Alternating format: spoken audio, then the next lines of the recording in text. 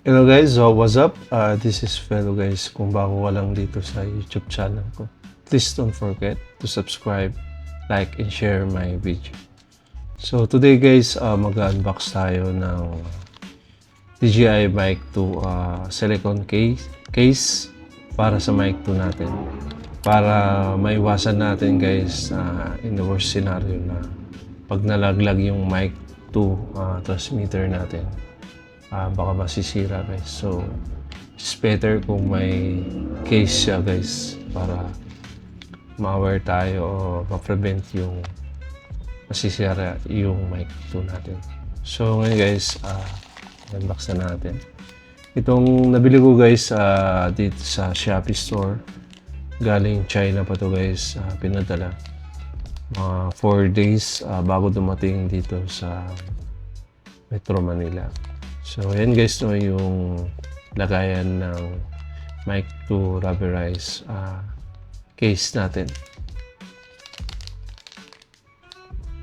Kita niyo ba guys yung ano niya, yung nakasulat guys.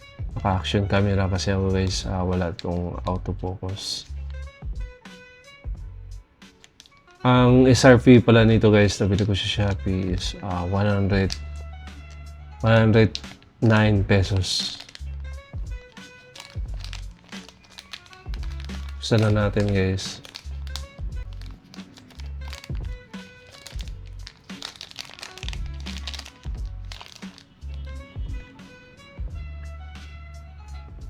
Yan guys, no, yung ano, yung silicone o rubberized case para sa Mic 2 transmitter natin. So try natin i-fit itong Mic 2. Pag i-insert lang natin guys, pag ganun guys, no? Yan, gaganon natin.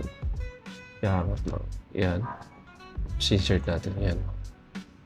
So, hindi siya basta-basta matatanggal guys. Kasi may naka-clip dito. Yung clip ng Mic 2 natin.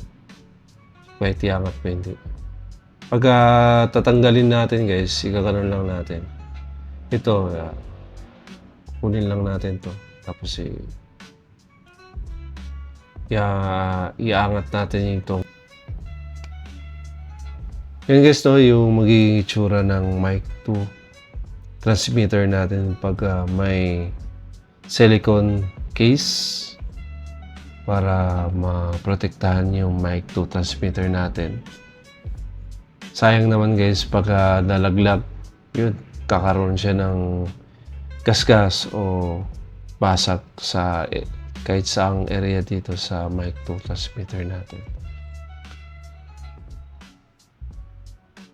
So try natin i-connect dito sa action camera natin guys para makita natin yung performance ng Mic 2 natin kahit may silicone case.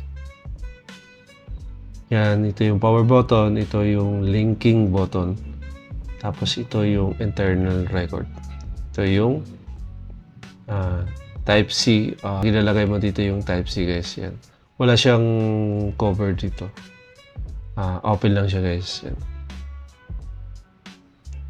Power na natin yung Mic 2 transmitter natin. Yan, naka na guys. Naka solid blue light. Ibig sabihin naka-connect na sa action camera natin.